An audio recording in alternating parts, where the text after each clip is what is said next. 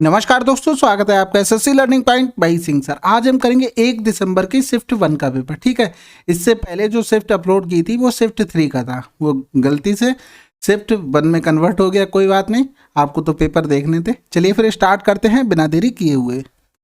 देखो, ये तो अलजेब्रा का फेवरेट क्वेश्चन है। यहाँ से x कॉमन ले लो, या तो दोनों तरफ x से डिवाइड कर दो। x से डिवाइड करेंगे तो x माइनस का 5 प्लस का 1/x बराबर 0 हो गया, यानी x प्लस 1/x बराबर क्या हो गया, 5 हो गया। यहाँ से क्या करो, x क्यूब से पूरे में डिवाइड कर दो, x⁻³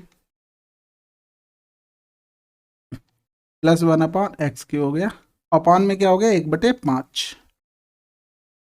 यहाँ से देखो, अगर इसकी वैल्यू लिखोगे तो क्या लिखोगे, अगर यहाँ पर a होता तो a³ माइनस का 3 है, और प्लस का क्या हो जाएगा, a हो जाएगा, बटे 1/5 हो गया। a³ कितना हो जाएगा, या तो देखो यहाँ से पूरा कर सकते हैं ना, 2a हो जाएगा। a³ हो जाएगा 55 25 पंजे 125 माइनस का 2a हो गया, 5 दूनी 10 हो गया, बटे 5 हो गया। बचा कितना, 115/5, 23 पंजे 115। अगला सवाल, जब 2500 प्रति वर्ष साधारण ब्याज की दर से 8 वर्षों के लिए निवेश किए जाते हैं तो परिपक्वता पर 3725 की राशि प्राप्त होती है। ये प्रति वर्ष भुगतान किए जाने वाले साधारण ब्याज की दर क्या थी। अब देखो, 8 वर्षों में कितना ब्याज गया, 2500 की राशि, उसे देनी कितनी बड़ी, 3725। यहाँ से देखो कितना ब्याज गया, कितना ब्याज गया, घटा दें, 5 2 2 इतना।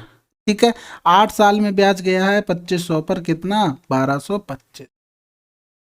अपॉन कर देंगे 100, 0 से 0 चले गए, 25 चौकू 100, 25 ने में 225, यानी कि यहाँ से करेंगे 49/8, 8 छंग 48, एक बचा, फिर 8 एकम 8, 8 दूनी 16, 8 पंजे 40। अगला सवाल, पी और क्यू परियोजना को क्रमशः 15 दिनों 10 दिनों में पूरा कर सकते हैं। उन्होंने एक साथ काम शुरू किया, लेकिन 2 दिनों के बाद क्यू को छोड़ना पड़ा और पी ने अकेले शेष काम पूरा किया। पूरा काम कितने दिनों में समाप्त किया। देखो, पी और क्यू ये कर रहे थे 15 दिन में, ये कर रहे थे 10 दिन में। यहाँ से एलसीएम हो गया 30, 15 दूनी 30, 10 तियां 30 हो गया।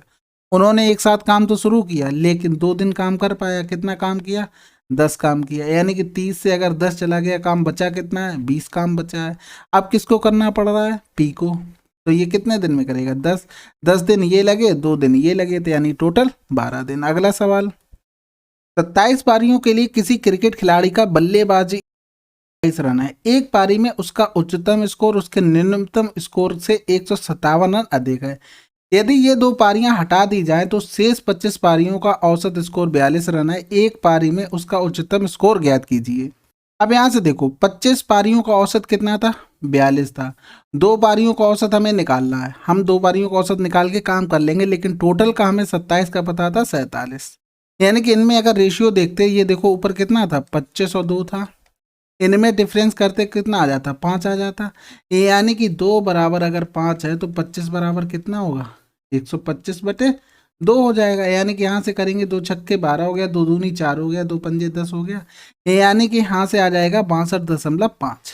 अब यहाँ से देखो, ये 47 है, इस वाले से कम है, यानी कि इससे ये वाला ज़्यादा होगा।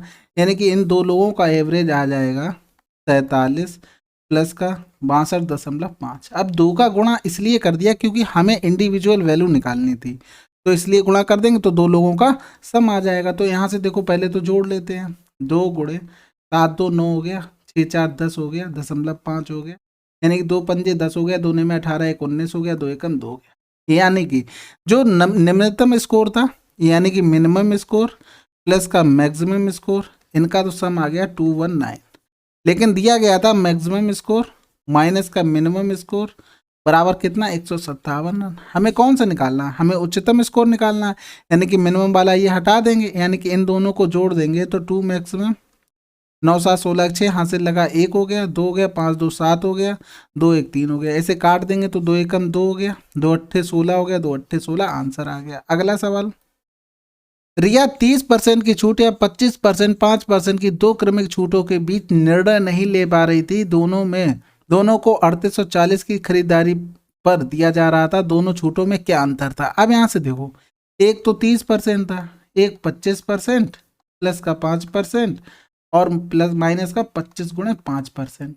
यही होता ना एकल छूट 2505 की।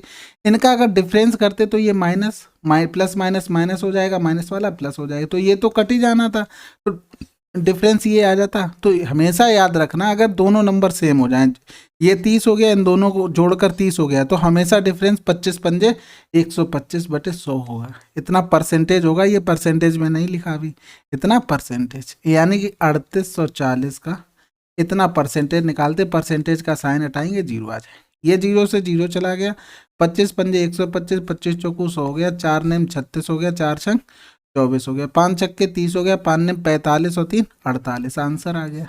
अगला सवाल, 3 दिनों के दौरान प्रिंटर जेड द्वारा मुद्रित पृष्ठों की औसत संख्या कितनी है? देखो किसके द्वारा, जेड के द्वारा। इनको सबको जोड़ लें और काम हो जाएगा, या तो भाग कर लेते डायरेक्ट, लेकिन यहाँ 160 3 से कटेगा नहीं, तो 8 कर दो, 6 2 8 कर दो, 2 2 4 1 5 कर दो, बटे 3 कर दो।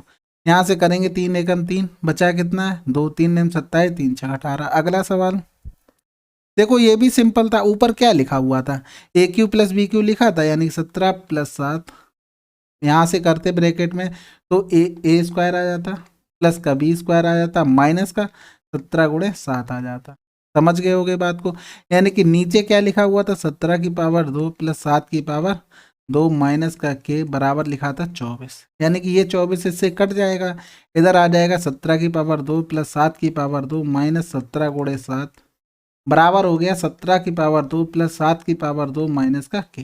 ये तो कैंसिल आउट हो गए, और माइनस माइनस कैंसिल से आउट हो गया, तो 17 7 119 आंसर। अगला सवाल, देखो ये भी सिंपल सवाल था, cos 45 की वैल्यू 1/√2 होती है, और sec 30 की वैल्यू कितनी होती है 2/√3, और cosec 30 की वैल्यू कितनी होती है 2 होती है। तो यहाँ से सिंप्लीफाई करते, नीचे एलसीएम ले लेंगे पूरे का √3, तो ये √3 यहाँ चिपक जाएगा, यानी कि ये ऊपर चला जाएगा, यानी कि √3/2 कॉमन ले लिया, यहाँ से ध्यान रखना 2√2 कॉमन ले लिया, 1 + √3, इसके सहयोगी से ऊपर नीचे गुणा कर देते हैं, यानी कि माइनस का √3 अपान में आ जाएगा 1 माइनस का √3। ठीक है, तो यहाँ से गुणा भाग करना शुरू करते हैं, यानी कि यहाँ से आ जाएगा √3 1 माइनस का √3, इधर हो जाएगा, देखो ये a + b a - b, यानी कि 1 - 3 हो जाएगा, यानी 2√2 1 माइनस का √3 हो जाएगा, यानी कि इनको अगर घटाएंगे तो क्या बचेगा, 2 बचेगा माइनस का, यानी कि √3 1 माइनस का √3 अपॉन में 2√2 मल्टीप्लाई माइनस का 2, √2 से ऊपर नीचे गुणा कर देंगे। समझ गए होगे बात को मैं करना क्या चाहता हूँ। तो यहाँ से जब गुणा करेंगे तो देखो यहाँ से 3 दूनी 6 आ जाएगा, उसको उससे गुणा मत करो, पहले √3 को अंदर गुणा कर लेते हैं, यानी कि इधर जब लिखेंगे तो √3 माइनस का 3 हो जाएगा, गुणे में √2 हो जाएगा, नीचे वाला भी छोड़ देते, तो यहाँ गुणा करेंगे √6 माइनस का 3 √2 हो जाएगा, अपॉन में क्या हो गया, देखो ये तो 2 बना देगा, 2 दूनी 4 दूनी 8, माइनस का 8 हो गया, ऊपर से माइनस कॉमन ले लेंगे तो 3√2 माइनस का 6 अपॉन 8 हो जाएगा, क्योंकि ऊपर से माइनस कॉमन लिया, नीचे भी माइनस था, कैंसिल आउट हो गया, ये तुम्हारा आंसर आ गया। ठीक है, अगला सवाल करते हैं, एक बेईमान व्यापारी क्रय मूल्य पर 12.5% की हानि पर माल बेचता है, लेकिन 36 ग्राम की बजाय 28 ग्राम का वजन उपयोग करता है, उसका प्रतिशत लाभ या हानि क्या होगी? देखो 12.5% हानि का मतलब क्या हो गया, 1/8, 8 की चीज वो कितने में दे रहा है, 7 रुपए में दे रहा है, गुणे यहाँ से देखो 36 ग्राम के बजाय 28 ग्राम वजन का उपयोग करता है, यानी कि वो अपने पास से चीज कितनी दे रहा था 28, लेकिन पैसे कितने के ले रहा 36 का, यानी कि ऊपर वाले प्रॉफिट हो गए, नीचे वाला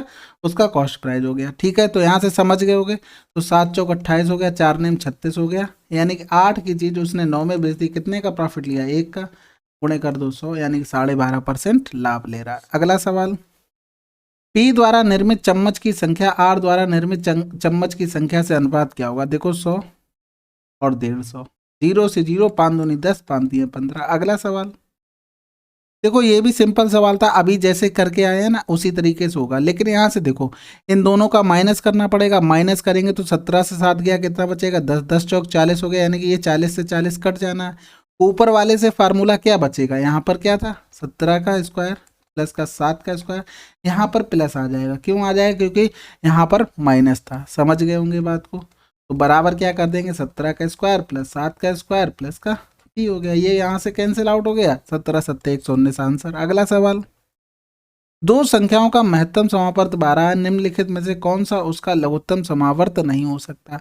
यानी कि ये 12 होता है, क्या होता है, हाईएस्ट कॉमन फैक्टर, यानी कि जो एलसीएम लेंगे उसमें 12 होना जरूरी है। तो यहाँ से देखो 72, 12 छंग 72 हो सकता है, 62 84 हो सकता है, 12 पंजे 60 हो सकता है, 90, इसमें 12 नहीं आता, ये नहीं हो सकता। अगला सवाल, बी सी एफ तथा एच द्वारा बेचे गए ट्रकों की संख्या इन सभी 8 कंपनियों द्वारा बेचे गए ट्रकों की संख्या से कितने प्रतिशत कम है। तो देखो बी, सी, एफ, ठीक है, और कौन सा था, एच, इनको सबको जोड़ना पड़ेगा। यानी कि यहाँ से देखो 7 4 11, यानी कि 27 और 4 31 और 10 41, 41 और 8 49, 49 10 59, 59 और 7 66 हो गया। टोटल का पूछा गया था, यानी कि टोटल कितने हो गए, 100% हो गए। कितना कम आ रहा है यहाँ से, 34 कम आ रहा है। 34 किससे, 100 से कम आ रहा है, गुणे कर दो 100, यानी कि आंसर क्या हो गया, 34%। अगला सवाल, 1500 मीटर की दौड़ में अनिल ने बुकुल को 150 मीटर से हराया। देखो अनिल ने बुकुल को 150 मीटर से हराया, यानी कि 1500 अगर अनिल दौड़ा होगा तो वो 150 कम दौड़ा होगा, यानी कि 1350 दौड़ा होगा। फिर कह रहा था उसी दौड़ में बुकुल ने चार्ल्स को 75 मीटर से हराया। अगर इसने 1500 चला होगा तो 75 मीटर से हराया होगा, यानी कि 1425 चला होगा ये। तो यहाँ से देखो 0 से 0 चला गया, इधर काट देते, ठीक है। बाकी देखो यहाँ से 135 लिखा है, यहाँ पर 15 लिखा है, यानी कि इन दोनों का तो हम बराबर कर लें। यानी कि 135 में 9 का गुणा करना पड़ेगा, यानी कि यहाँ से करेंगे तो 13500 आ जाएगा, यानी कि इसमें 00 बढ़ाना पड़ेगा, तो इसमें भी 00 बढ़ाना पड़ेगा, यानी कि एक ही वैल्यू आ गई 15,000। फिर इधर क्या करना पड़ेगा, इसमें 9 का गुणा किया था, इसमें भी 9 का गुणा करना पड़ेगा, यानी कि 9 पन्ना 45 हो गया, यहाँ से लगा 4 हो गया, 9 दूनी 18 और 4 22 हो गया, यहाँ से लगा 2 हो गया। फिर 9 चौक 36 और 2 38 हो गया, यहाँ से लगा 3, 9 कम 9 3 12 हो गया। अब यहाँ से देखो इसमें पॉइंट थे, ये हटा दो, ये हटा दो, यहाँ पर एक पॉइंट लग गया। 1500 की दौड़ में ये देखो कितने से हार गया, 1500 माइनस 12 82.5 हो गया। 10 से 5 गया 5 बचा, यहाँ बचा कितना है 9, 9 से 2 गया 7 हो गया, यहाँ बचा 9 से 8 गया 1 हो गया, 4 से 2 गया 2 हो गया, यानी 217.5 से हरा देगा। अगला सवाल, एक आयत की लंबाई और चौड़ाई में क्रमशः 8% 5% की वृद्धि की जाती है, तो आयत के क्षेत्रफल में कितने प्रतिशत की वृद्धि होगी। 8 5 13, 8 पन्ने 40, 13.4, ठीक है। प्रोडक्ट वाला सवाल है, जैसे एल और बी लेते, ये इतना ही होता। अगर मान लो इनका एरिया तुम बढ़ाते तो 108/100 करते, फिर बी भी इतना ही तो करते 105/100। इन दोनों का अगर रेशियो बनाते ये कैंसिल आउट हो जाता, समझ रहे होंगे बात को। फिर यहाँ से हो जाता है ये 10,000, फिर इनका गुणा करते 108 गुणे 105, यहाँ से तुम्हारा जो भी बढ़ता है वो निकाल लेते।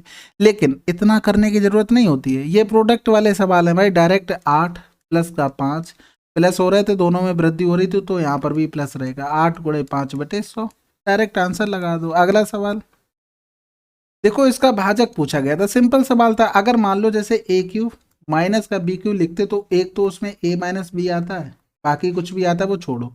अगर ए क्यू प्लस का वी क्यू लिखते तो क्या आता है, ए प्लस का बी आता है, बाकी जो कुछ भी आता है वो छोड़ो। यानी कि ये दोनों गुणनखंड आते हैं, यानी कि यहाँ पर पावर इवन थी कि ऑड थी, ऑड थी, तो यानी कि यहाँ पर साइन किसका था, माइनस का था, यानी कि एक गुणनखंड आ जाएगा उसका 49 माइनस का 1, बाकी अंदर क्या आ रहा कोई मतलब नहीं। यहाँ से कितना हो गया 48, 48 देखो किससे हो रहा, केवल 8 से हो रहा है। अगला सवाल, एक समकोण त्रिभुज पी क्यू आर में क्यू पर समकोण भुजा पी आर की लंबाई 17 इकाई है, आधार क्यू आर की लंबाई 8 इकाई है और भुजा पी क्यू की लंबाई 15 इकाई है। यदि आर पी क्यू अल्फा है तो इसकी वैल्यू बतानी थी। देखो लग तो नहीं रहा इतना कठिन होगा ये, पी क्यू और आर, क्यू पर समकोण हो गया, पी आर कितना दिया गया था 17 दिया गया था, क्यू आर दिया गया था 8, पी क्यू दिया गया था 15, 8 15 17, ये तो ट्रिपलेट से भी आप लोग निकाल लेते। आर पी क्यू, ठीक है। इसमें देखो कुछ लोगों को ये भी डाउट होता है कि इसमें एंगल आप पी ही क्यों ले रहे, जो भी बीच में लिखा होता है वही एंगल माना जाता है, ये ध्यान रखना। साइन अल्फा लेंगे, साइन अल्फा होता है लंब बटे कर्ण, 8/17 हो जाएगा। इसके संदर्भ में देखेंगे तो ये लंब होगा, ये वाला तो कर्ण हर कंडीशन में होगा। प्लस का कॉस अल्फा क्या होता है, आधार बटे कर्ण होता है, यानी कि 15/17 हो जाएगा, यानी कि 23/17 आंसर आ गया। अगला सवाल करते हैं, दो वृत्तों की परिधि क्रमशः इतनी और इतनी है, इनकी त्रिज्याओं के मध्य अंतर क्या होगा। देखो परिधि क्या होती है 2πr1 माइनस का 2πr2 कर दो, बस यहाँ से आ जाएगा तुम्हारा आंसर। तो यहाँ से 352 माइनस का 198 करेंगे, यानी कि यहाँ से 2 गुणे 22/7 ये कॉमन ले लो, यानी कि R1 माइनस का R2 हो जाएगा।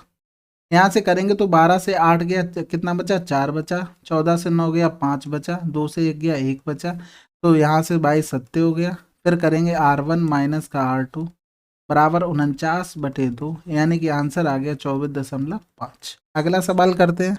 88 सेंटीमीटर, 63 सेंटीमीटर, 42 सेंटीमीटर की विमाओं वाले शीशे के एक आयताकार ठोस से 8.4 सेंटीमीटर व्यास के शीशे के कितने गोलाकार शॉट प्राप्त किए जा सकते हैं? सिंपल सी बात है, दोनों के वॉल्यूम बराबर कर दो। 88 गुणे 63 गुणे 42 बराबर हो जाएगा 4/3, पाई का मतलब 22/7, और रेडियस आधी करनी पड़ेगी, पॉइंट हटाएंगे नीचे 0 भी आ जाएगा, तो 84/20, 84/20, 84/20। और ये कितने बन सकते हैं? ये n गोले बन सकते हैं, समझ गए होंगे। तो 7 में 21 चौक 84 हो गया।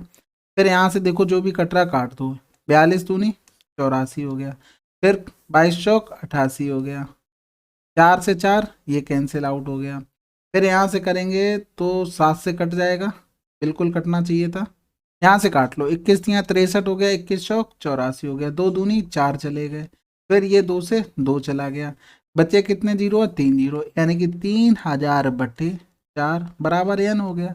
4 सत्ते 28, 4 पंजे 20, 750 आंसर। अगला सवाल देखो, मध्य अनुपाती निकालना था। क्या होता है अगर a और b का मध्य अनुपाती निकालना हो तो रूट ए बी होता है, यानी कि इसका करेंगे 169 गुणे 144, इसका मतलब हो गया 13 गुणे 12, यानी कि 12 गुणे 13 156 आंसर। अगला सवाल, दोनों वर्षों में पहली शाखा की कुल बिक्री और दोनों वर्षों में चौथी शाखा की कुल बिक्री का अनुपात क्या होगा? देखो इसमें कुछ दिख नहीं रहा था, इसलिए मैंने पहले ही डाटा लिख लिया। ये पहले वर्ष के थे, पहली शाखा के, और ये सेकंड वाले के, ठीक है।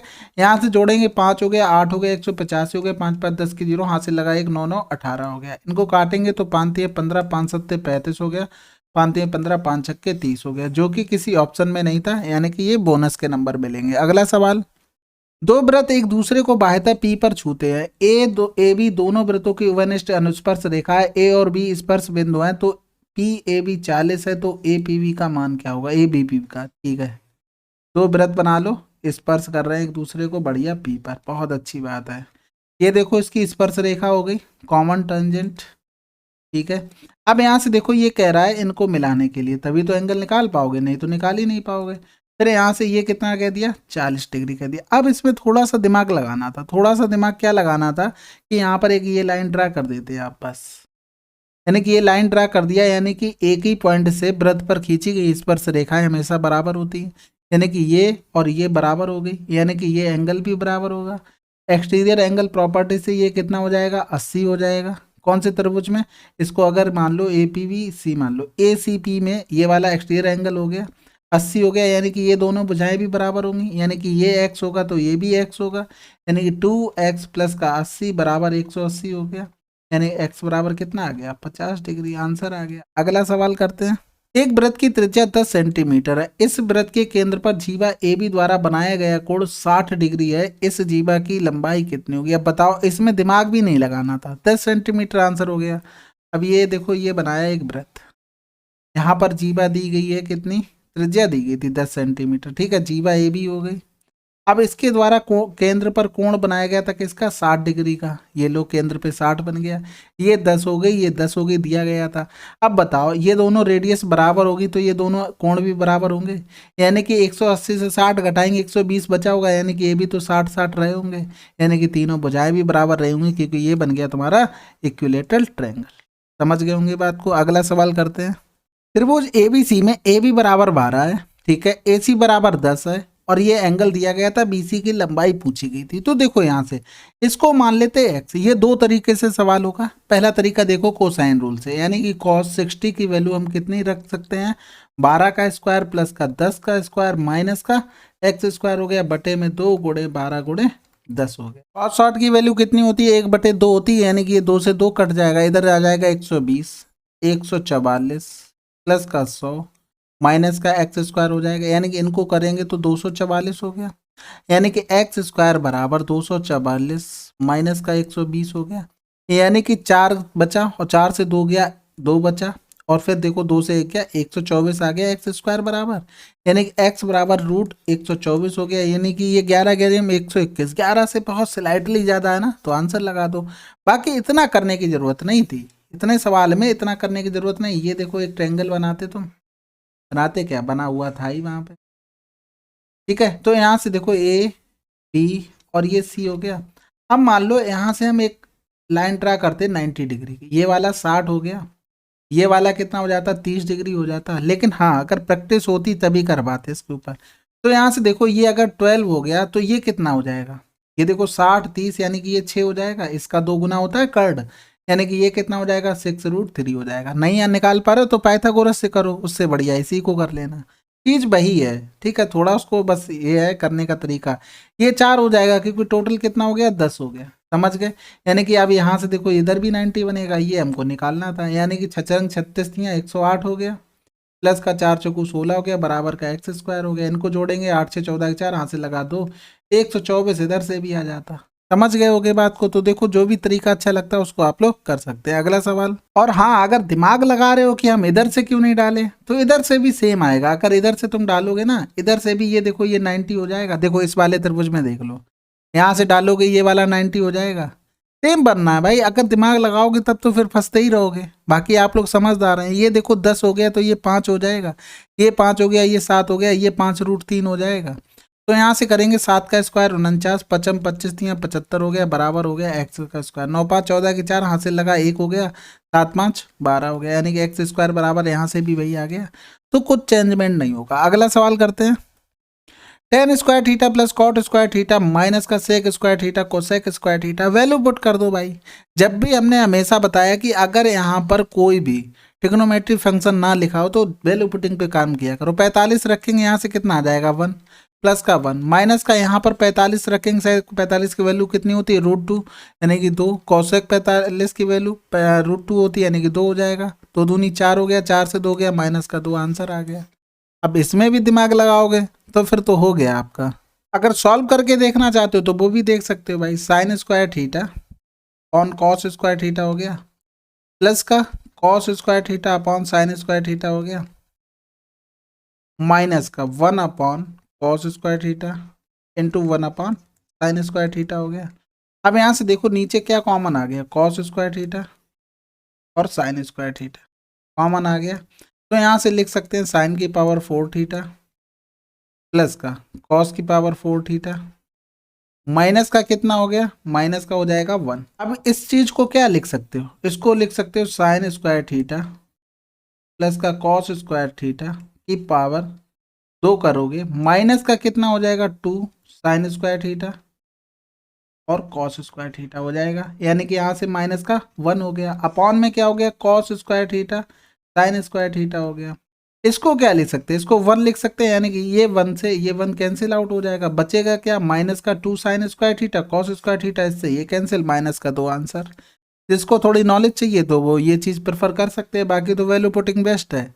जब भी कभी भी ट्रिग्नोमेट्री फंक्शन नीचे ऑप्शन में नहीं है तुरंत वैल्यू पुटिंग करो। अगला सवाल, चलिए फिर 1 दिसंबर का शिफ्ट 1 आपका कंप्लीट हो गया।